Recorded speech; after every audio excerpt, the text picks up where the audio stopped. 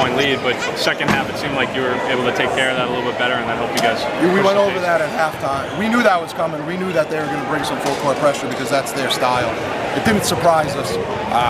For some reason, we just didn't handle it as well tonight as we did last game. Yeah. You know, I don't know if it's just a slow start or what, but hats off to them because when we talked earlier, I told you how hard they play, and that's the difference. Because when you try to full court press teams and you play with that intensity and that hard, and you play that hard, it's tough to deal with. You know, and our guys were having some trouble, and we had to start changing it to get to the bigs. But we discussed it at halftime, made small adjustments, and it seemed to work out better in the second half. We really cut down turnovers.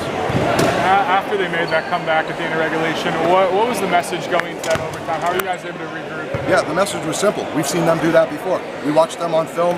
They were playing Winchester, I believe. They were down 16 and erased a 16-point lead in 3 minutes because of the way that they can shoot the ball.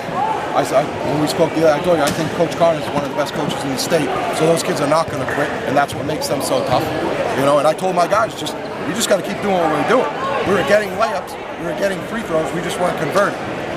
You know, late game situation, you can't ask for much more, you know, than free throws and layups. And then at the end of the game, your best player on the floor with a 4-footer to win the game, it just didn't fall. You know, but that's no fault of the kid. I mean, this is exactly what we wanted. You know, so the kids, they just stuck with it. That's the biggest thing. You got to stick with it. A game like tonight means so much going forward to whoever we play. To see a team be able to come back and start to see my guys' faces they started lowering their heads a little bit, but we picked them back up. To fight all the way back and then win that game in overtime is huge. That's a very good team. They have multiple kids that are going to play college basketball on that team. You went with the same lineup pretty much the entire second half. One of those guys being Gabe, the freshman. You started him tonight. Yep. I mean, how huge is he at 18 points? When we're having trouble scoring, Gabe is like instant offense. He had 18 points tonight, but he also rebounds the ball. Yeah. I think he had 8 rebounds.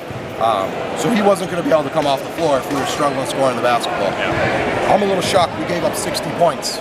I'm not, you know, I really thought we could do a better job, but they hit so many tough shots, and they hit them so quick. Yeah. You know, good shooting team like that, you can only hold them down for so long.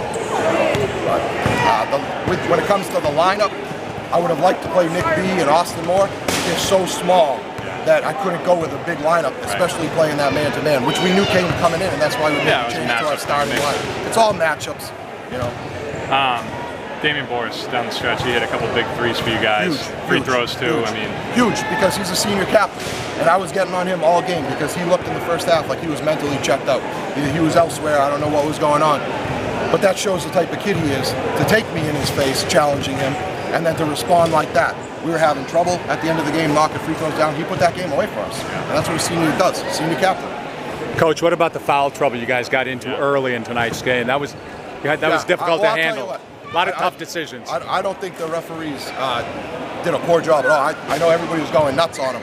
But this is a tournament game. They got to let kids play. And they certainly let them play. And they let them play both ways, which is all you can ask for, you know?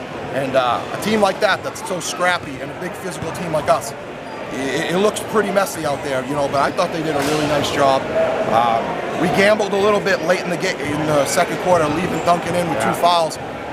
Unfortunately, he picks up an offensive foul, which is like the last thing I'm thinking, you know, and then they got in foul trouble, so then it was easier to keep him in because it was a battle of the 2 best players with 3 fouls. So if he was in, Duncan was in. So and there's no tomorrow, so I'm not going to sit my best player because of foul trouble. He can't help me from there, you know. So to my knowledge, correct me if I'm wrong, this is the first time Beverly's ever made a North Final. That's got to feel pretty good. It does. It's the first time they've been to a North Final. Last game, getting 19 wins, they broke the all-time school record for wins. Now they have 20, so they're building on it. I mean, this is a real special group. You know, they believe right from the beginning that this was a realistic thing, you know, to get to the finals. And here we are in the North Finals.